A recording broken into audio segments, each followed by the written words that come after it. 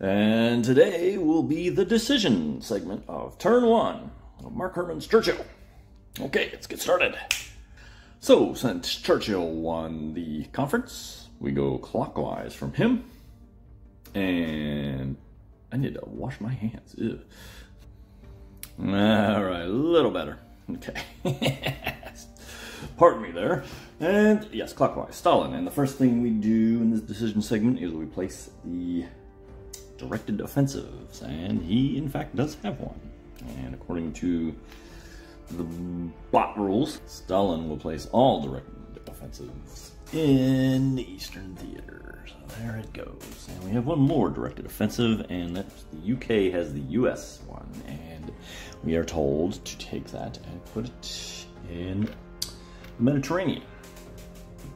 And he's already has, because of the conference card, he has to commit.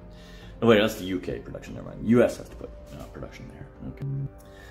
There we go. 3, although it's actually 5 because 2 are already in the Pacific being allocated there. The UK 4, but it's 3. You see 3 there, but 1 is obligatory in the Mediterranean theater.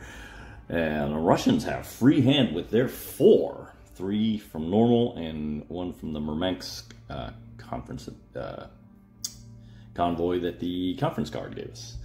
And when that's the case, and there's no Paul Mill issues this turn, which is pretty weird because that's what the Soviets like to go for. You fuel all those, and then everything else goes to the Eastern Front. And so, literally, and he's also here. I'll show you. So he's just going to dump all this on there. Yeah, and the British have to spend 2 there as well from a directed offensive. So the red tide is about to roll here. Okay, next on the agenda is the Americans. All right, so with those 2 production markers, I think I'm going to do this. I'm going to go one more Navy, just in case the IGN decides to come down here. And one more offensive support that uses them up. Oh, I was supposed to do this first, but you know, since I have I must use 2 in the Mediterranean. So we'll go ahead and honor by putting 2. There's 1 on one side and 2 on the other side, in case you're wondering. Yes, it's 2 times right there. So I'm going to put 2 there for them. And for my last production, I'm going to go ahead and up my Navy in the Western Theater. And that brings that up to 3. I'm ready to work on the Bolero. On to the British, and they must allocate 2 production to the Eastern Front. And so it shall be. Like I said, the red tide is ready to roll here. All right. Done with that. And so he has, well, no, he also has a directed one from the conference card. He must put 1 there. And I think he would just go offensive since it's not an amphibious space. We'll let the bots only do that when it's time. Okay. And so he has 1 free. And when it's 1 free, the bot directs us to beef up Shia LaBeouf buys a yacht, day 1. Shia LaBeouf buys a yacht, day 1. What happened here? And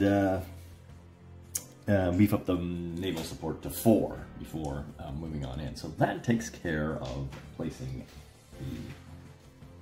the production.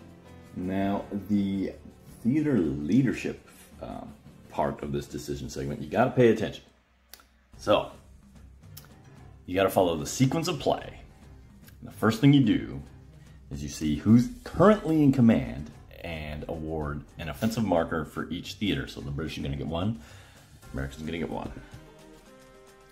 UK will get 1, and it says once you've got enough Navy there, you got to use offensive support. Okay, and we're going to get 1 for being in charge of the Pacific, and must be used in the Pacific. And let's go ahead and up our Navy in the Central Pacific. Like so. Now that we've awarded based on who was currently the leader, now we move on to who won the issues, and they get to decide who is in charge. So, European theater is going to continue to be British, and they're going to get rewards for that. But they also win the Pacific, so, and they're going to say, yes, I'm going to be in charge of that. Whoops, I cut there. But we're just going to say he's going to win. And he gets a reward. Here's where it gets interesting. So watch this. Watch how powerful this winning these issues is. He gets 2 bonus offensive markers for the European theater. He also won the Pacific theater, so he gets 2 to use in the Pacific theater. And because he won both issues, he gets an additional 2 offensive markers to be used in either theater, anywhere. So he just went, by winning all those issues, and including, being in charge of it, he went up by 7 offensives. So that's a lot. So when you're choosing issues, definitely want to be looking at this if you're interested in getting some offensive support. So where are we going to put all this? Well, first of all, it directs us. This will go for the Bolero.